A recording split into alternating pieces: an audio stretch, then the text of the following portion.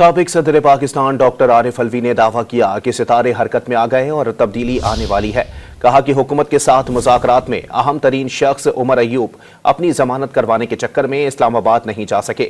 Peshawar high court کے باہر media سے بات کرتے ہوئے بتایا کہ حکومت کے ساتھ مذاکرات کی پہلی چیز کیسز سے دستبرداری ہے۔ کہا کہ ملک کو لوٹنے والے حکومت اور پارلیمنٹ میں بیٹھے ہیں۔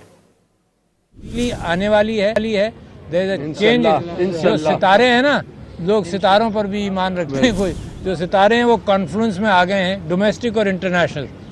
جس طرح سے یورپین یونین نے مذمت کی ہے، obviously مذمت کریں گے۔ ایسی حرکت کرو گے دنیا مذمت کرے گی بھائی، انصاف نہیں کرو گے، ملٹری کورٹس میں سویلینز کو چلاؤ گے اور ان کے اوپر ٹرائل کرو گے تو دنیا مذمت کرے گی۔ سارے ملک کا وقت ان چیزوں میں لگا ہوا ہے کہ اس کو پکڑو، اس کو بیل کراؤ، یہ مصیبت میں پھنسا ہوا ہے، یہ اتنا قیمتی آدمی جو نیگوشیٹنگ ٹیم میں جس کو ہونا چاہیے تھا کل، وہ اس وجہ سے نہیں جا سکا کہ یہ بیل کرا رہا ہے اپنی اور پھر ایک ملک کے حوالے سے مذاکرات چل رہے ہیں۔ مذاکرات کی تو پہلی چیز یہ ہے کہ کم سے کم یہ کیسز تو وڈرا کرو، جس میں میں یہاں بیٹھا ہوں، یہ سارے ملک کا وقت ضائع ہو رہا ہے۔ اور میرا بھائی ایک ایسٹیمیشن دے رہا تھا کہ پچھلے 2-3 سال کے اندر 70-80 بلین ڈالرز کا نقصان ہوا ہے ملک کے جی ڈی پی کو، یہ رجیم چینج کے حوالے سے۔